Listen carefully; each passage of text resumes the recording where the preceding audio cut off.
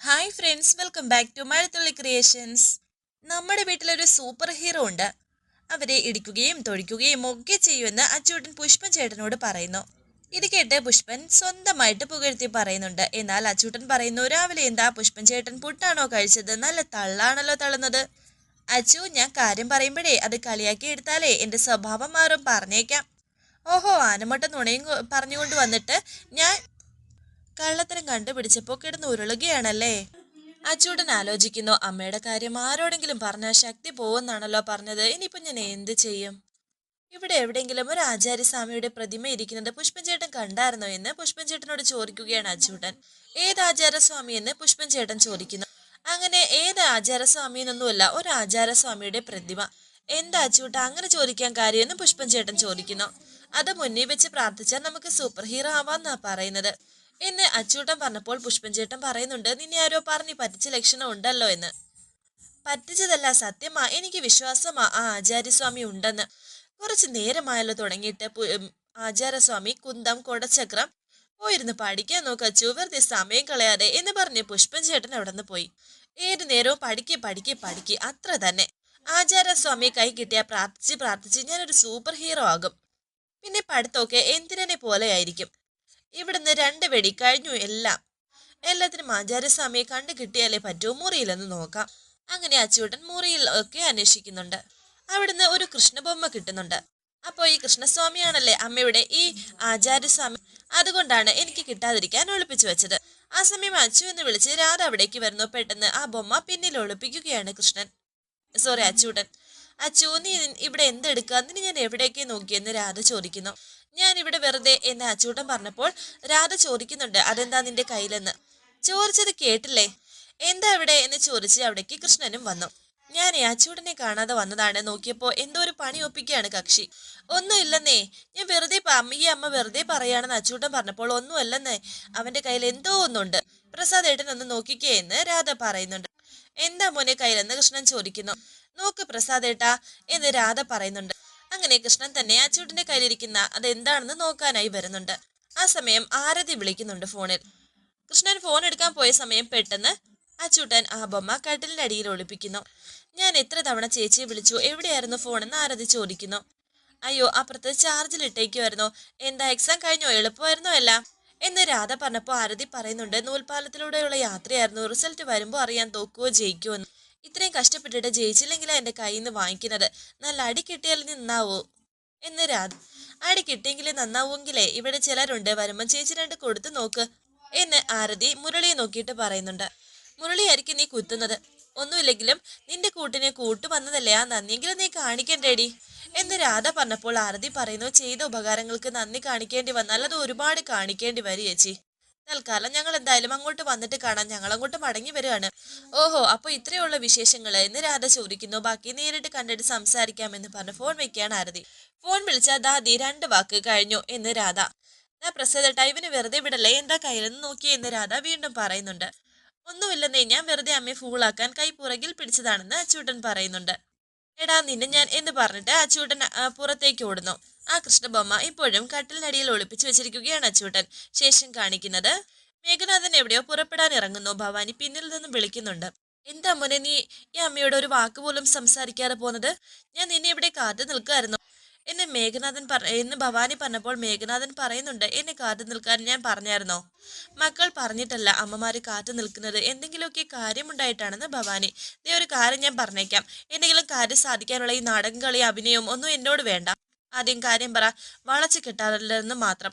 നീ ആ വേലയെ കുറിച്ച് അന്വേഷിച്ചോ? അയാൾ എവിടെയുണ്ടെങ്കിലും എന്ന് ഭവാനി ചോദിച്ചപ്പോൾ ചിരിക്കുകയാണ് മേഘനാഥൻ. എനിക്ക് തോന്നി സ്വന്തം മകനെതിരെ യുദ്ധം നയിക്കാൻ നിങ്ങൾ നാട്ടിൽ നിന്ന് ചുമന്നു കൊണ്ടുവന്ന പടനായകനല്ലേ, ജീവിച്ചിരിപ്പുണ്ടോ എന്നുള്ള ആഗ്രഹം കാണും. നീ മണിച്ചനെ അങ്ങോട്ട് പറഞ്ഞയച്ചിരുന്നല്ലോ, വേലയനെ കുറിച്ച് അന്വേഷിക്കാനാണോ മണിച്ചൻ പോയത്? ഞാൻ മണിച്ചനെ പറഞ്ഞയച്ചത് ദാമോദര കൈമളിന്റെ അടുത്തേക്കാ. നീ നല്ലവനാണ്, അതുകൊണ്ടല്ലേ എന്നോട് ദേഷ്യപ്പെട്ടാലും വേലയനെ കുറിച്ച് കൈമളിനോട് അന്വേഷിക്കാൻ പറഞ്ഞതെന്ന് ഭവാനി. അവിടെ നിങ്ങൾക്ക് തെറ്റിപ്പോയി. വേലയനെ കുറിച്ചൊരു വാക്ക് പോലും മണിച്ചൻ ആരോടും ചോദിക്കില്ല. പിന്നെന്തിനാ മണിച്ചൻ കൈമളിനെ കാണുന്നതെന്ന് ഭവാനി. രാധയെക്കുറിച്ച് അന്വേഷിക്കാനാണ്, അവളെ കുറിച്ച് മാത്രം. സ്വർണം പണയം വെക്കാൻ ആളുകൾ വരുന്നിടത്ത് രാധ വന്നതും അതേ കാര്യത്തിലായിരിക്കുമല്ലോ. അവള് അവിടെ ഒരു തരി സ്വർണ്ണമെങ്കിലും പണയം വെച്ചിട്ടുണ്ടെങ്കിൽ ആളും ജാതകവും വരെ ആ കൈമൾ വാങ്ങി വെച്ചിട്ടുണ്ടായിരിക്കും. അത്രയും ഡീറ്റെയിൽസ് കിട്ടിയാൽ അത് മതി എനിക്ക് രാധയെ കണ്ടെത്താൻ. എനിക്കറിയാം നിങ്ങൾക്ക് എൻ്റെ രാധയെ തീരെ ഇഷ്ടമല്ല എന്ന്. പക്ഷെ ഐ ഡോണ്ട് കെയർ. ഭവാനി പറയുന്നു, അതൊക്കെ നിന്റെ തെറ്റിദ്ധാരണയാ മേഘ. രാധയെ നിനക്ക് കിട്ടട്ടെ എന്നാ ഞാനും ആഗ്രഹിക്കുന്നത്. സന്തോഷത്തോടെ അവിടേക്ക് വരികയാണ് മണിച്ചൻ. കിട്ടി സാറേ, എല്ലാ വിവരവും കിട്ടി. രാധയെ ദാമോദരൻ കൈമളിനടുത്ത് സ്വർണം പണയം വെക്കാമെന്ന എല്ലാ രാധമാരുടെ ഡീറ്റെയിൽസും ഇതിലുണ്ട്. ഗുഡ്, വെരി ഗുഡ് എന്ന് മേഘനാഥൻ. കണ്ടോ, ഇതാണ് മേഘന്റെ കളികൾ. ഇതിൽ സകല അഡ്രസ്സുമുണ്ട്. മനുഷ്യന്റെ കയ്യിൽ നിന്നും ആ പേപ്പർ വാങ്ങി നോക്കുകയാണ് മേഘനാഥൻ. എന്തോ നാടോ ഇതെങ്ങനെ വാങ്ങിക്കും? അത് സൂത്രത്തിൽ വാങ്ങിയത് കൊണ്ട് വേഗത്തിൽ എഴുതി വാങ്ങിയതാണ് സാർ. എനിക്ക് മാത്രമേ വാങ്ങിക്കാൻ പറ്റൂ. കഴിഞ്ഞ 2-3 ആഴ്ചക്കിടയിൽ 3-4 രാധമാരാണ് അവിടെ പണയം വെക്കാൻ എത്തിയത്.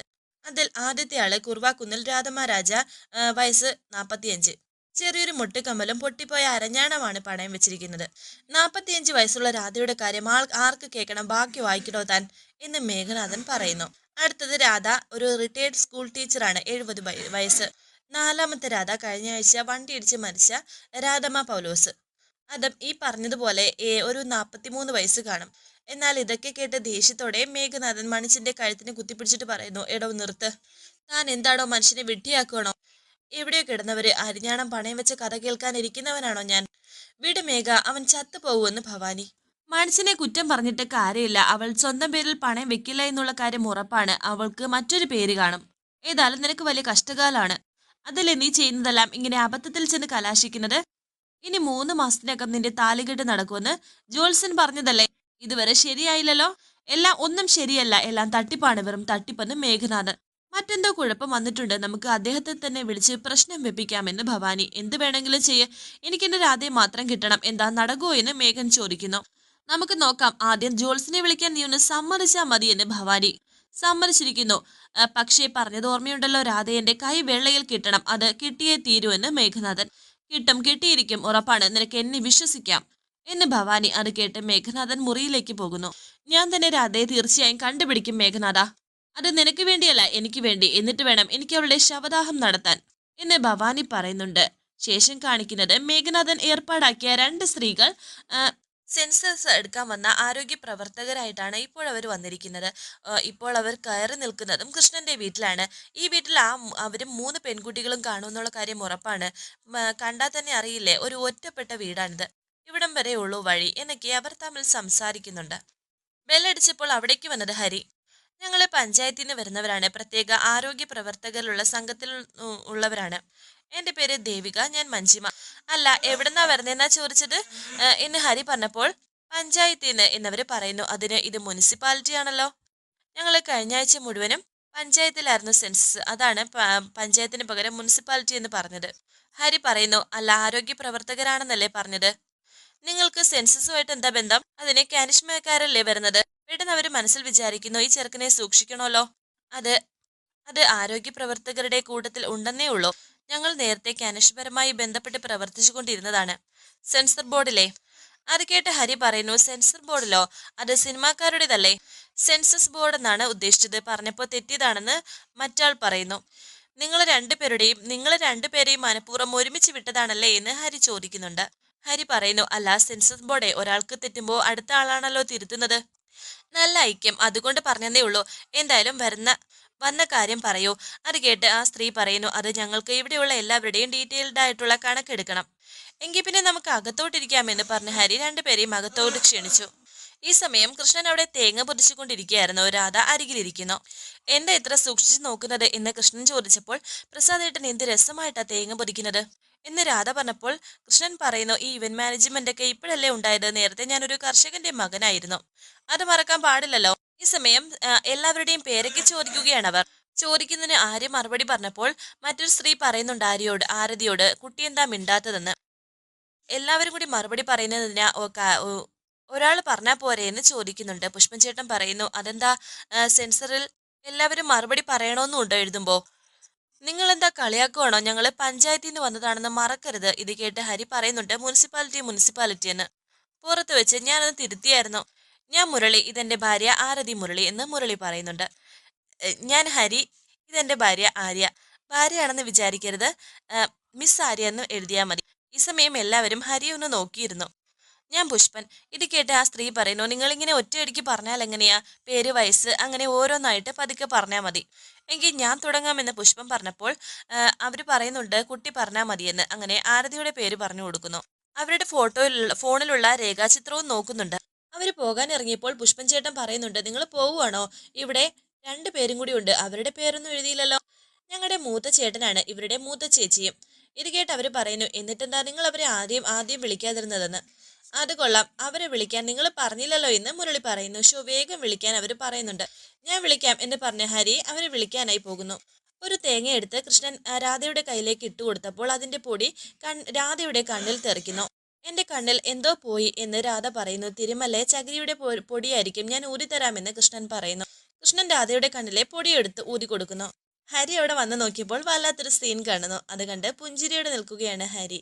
വരാനിരിക്കുന്ന പുതുപുത്തൻ എപ്പിസോഡുമായി വീണ്ടും കാണാം. Thank you for watching. Please subscribe, like, share my channel.